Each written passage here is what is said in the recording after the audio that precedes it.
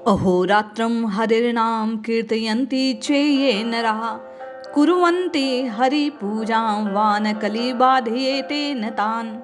एक प्रश्न है कि ये जो अखंड कीर्तन होते हैं इनसे क्या लाभ है। जिन्हें करना हो अपने घर पर चुपचाप कीर्तन कर सकते हैं। इसी विषय में श्री प्रभुदत्त जी ब्रह्मचारी का एक अद्भुत लेख है। अखंड कीर्तन के लाभ को आप जब श्रवण करेंगे निश्चय ही आप भी समूह में संकीर्तन करने के लिए अपने हृदय को बाध्य पाएंगे।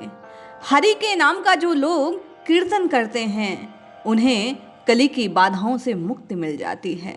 पूर्व में श्री प्रभुदत्त जी ब्रह्मचारी के 3 लेख आपने और मैंने संपूर्ण भक्ति कुंभ परिवार ने श्रवण किए, जिसमें उन्होंने बतलाया कि किस प्रकार वायुमंडल पर कीर्तन का अद्भुत सकारात्मक प्रभाव होता है, निरंतर नाम कीर्तन का क्या प्रभाव जीव पर होता है और किस प्रकार हरि नाम बेमन से भी लिया जाए तो जीव का उद्धार हो जाता है।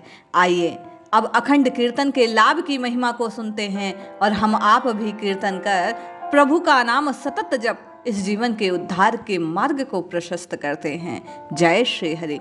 पूज्य गुरुदेव के चरणों में बारंबार प्रणाम। स्वामी जी कहते हैं बात ठीक है, करने वाले अपने घर में ही करें, उन्हें तो करने से प्रयोजन है, कोई रोकता नहीं है। ऐसा ना भी करे तो कोई आग्रह नहीं, घर पर चुपचाप शांति से कीर्तन करके अखंड करो। किंतु अखंड कीर्तन से लाभ बहुत हैं। हम पहले ही बता चुके हैं कि इस आकाश में अच्छे बुरे भाव ठूस ठूस कर भरे हैं। इन भावों को हटाया तभी जा सकता है जब वहाँ के वायुमंडल में बिना विश्राम के सतत कीर्तन होता रहे। अखंड कीर्तन में होता क्या है, बारी बारी से लोग कीर्तन करते हैं। यदि शक्ति हो तो एक या अनेक आदमी अहोरात्रि बिना विश्राम के कीर्तन करते रहे, किंतु ऐसा बहुत कठिन है। अतः कुछ लोग मिलकर नियम बना लेते हैं, अमुक समय तक हम करेंगे, अमुक समय तक आप करें। एक के पश्चात दूसरी टोली, दूसरी के पश्चात तीसरी, ऐसे ही बराबर लोग आते जाते हैं और कीर्तन चलता है। कीर्तन का तार टूटने नहीं पाता, वह अविच्छिन्न रूप से दिन रात्रि बराबर चलता रहता है। करने वाले को लाभ होना ही चाहिए और होता है, किंतु जो आसपास के लोग हैं इससे उन्हें भी बड़ा लाभ होता है। जिनके कान में ध्वनि पड़ती है वे श्रवण सुख का अनुभव करते हैं। जो सुन भी नहीं सकते उन्हें वहाँ के वातावरण से ही संकीर्तन के परमाणुओं से सद्भाव और पारमार्थिक विचार मिलते हैं। जैसे एक मंदिर में एक पुरुष बैठकर पूजा करता है, धूप जलाता है, उससे देवता को प्रसन्नता है, किंतु उस मंदिर में बैठे जो अन्य लोग हैं वो सुगंधी जलाने वाले के अतिरिक्त उन सबको भी आनंद देती है। फल पूजा का चाहे अकेले को मिले, किंतु सुगंधी का आनंद फल मंदिर में सभी लोगों को, उसके आसपास के लोगों को और दूरी के अनुसार थोड़ा बहुत अवश्य मिलता है। इसी प्रकार अखंड कीर्तन की दिगंत व्यापी ध्वनि से जो एक प्रकार की सुगंधी निकलती है, उससे जाने में अनजाने में जो वहाँ रहते हैं, वहाँ श्वास लेते हैं, उन्हें अवश्य ही पारमार्थिक लाभ होता है। अखंड कीर्तन से पारमार्थिक वातावरण तो तैयार होता ही है, एक विशेष शक्ति उत्पन्न होती है।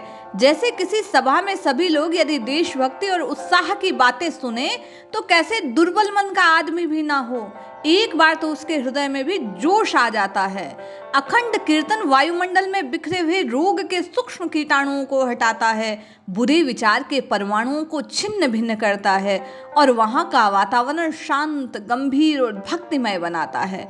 ये अपनी आंखों देखा निजी अनुभव है। जिस स्थान पर साल 2 साल, महीने 2 महीने भी अखंड कीर्तन होता है, वहाँ के बालक बिना कहे खेल खेल में कीर्तन करने लगते हैं। माता बहनें अपने आप ही विवाह और पर्वों में गंदे गीत न गाकर सुंदर स्वर में भगवान के नामों का कीर्तन करने लगती है। चरवाहे गाय भैंस चराते हुए, हलवाई हल चलाते हुए मुख से राम राम राम राम उच्चारित करने लगते हैं। अखंड कीर्तन से केवल समीप रहने वाले ही नहीं, अपितु ब्रह्मचारी जी कहते हैं मनुष्य जो पहले साधु ब्राह्मण को प्रणाम नहीं करते, कभी भगवान नाम और भगवत पूजा नहीं करते, वे स्वतः भगवान की ओर बढ़ने लगते हैं। किंतु यह तो मानी हुई बात है कि सभी पर सभी समान असर नहीं पड़ता। सूर्य की किरणें समान रूप से सब वस्तुओं पर पड़ती है, किंतु कांच के ऊपर पड़ने पर वह अधिक चमकता है। मिट्टी के बर्तनों को उससे कम और पत्थर की चीजों को उससे भी कम। इसी प्रकार पूर्व जन्म के संस्कार अनुसार जिसका जितना जल्दी अंतःकरण शुद्ध होगा उस पर उतना जल्दी असर पड़ेगा, अवसर पड़ता भी है। अतः बन पड़े तो सप्ताह में, महीने में, कभी अहोरात्र, कभी सप्ताह अथवा महीने भर का अधिक से अधिक अखंड कीर्तन करना चाहिए, प्रबंध करना चाहिए, उद्योग करना चाहिए। इससे कलयुग के दोषों से मुक्ति मिलती है। ब्रह्मचारी जी की बात के साथ साथ एक निज अनुभव जो एक साधक ने बतलाया उसे श्रवण करते हैं। एक व्यक्ति जो बिहार के बलिया के रहने वाले हैं, उन्होंने बतलाया कि जीवन के संघर्ष के समय मैं बड़ा निराश हो गया था। मैं जहाँ रहता था अपने शिक्षा अध्ययन के समय, उसके पास एक मंदिर, और मंदिर में दिन रात अहिर्निश प्रभु के नाम का संकीर्तन होता रहता था।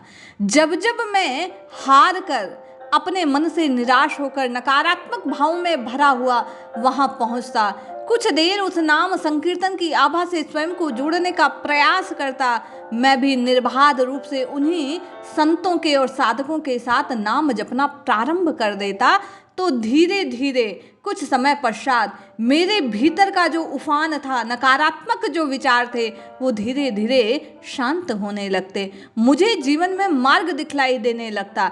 फिर मेरा क्रम बन गया। मैं जब भी अपनी कोचिंग से आता, कुछ समय के लिए हरिनाम संकीर्तन के लिए वहाँ मंदिर में जाया करता। धीरे धीरे मुझ में एकाग्रता बढ़ने लगी। मेरे भीतर विचारों में जो उफान था, जो बार बार हताश होने का क्रम था, वह जाता रहा। मैं इसी तरह अपने अध्ययन में लगा रहा। धीरे धीरे अध्ययन की परिपक्वता बढ़ी।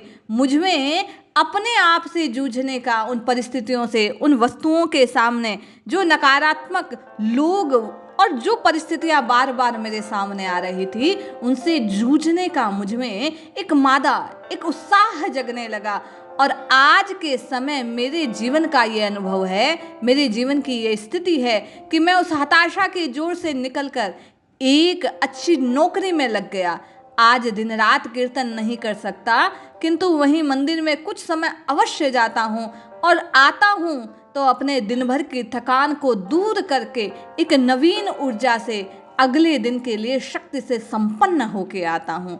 यह है अखंड नाम संकीर्तन में जाने का प्रभाव, जो निज साधक ने अपने हृदय में उठ रहे तूफान को शांत कर अपने जीवन में पाई हुई योग्यता को, सफलता को, उससे प्राप्त अपने जीवन की शांति को बतलाया। इसलिए आप और मैं भी नित्य निरंतर प्रभु के नाम का सतत जप करें, अपनी साधना को बल प्रदान करें, और जहाँ जहाँ नाम संकीर्तन होता हो, संत महात्माओं के सानिध्य में जहाँ निरंतर प्रभु के नाम का जप चलता हो, मंदिर में अथवा उस स्थान में कुछ समय जाएं और प्रभु की उस आभा से स्वयं को जोड़ें और अपने को चमत्कृत होने का, अपने क्लेशों को शांत होने का एक अवसर दे। जय श्री हरि।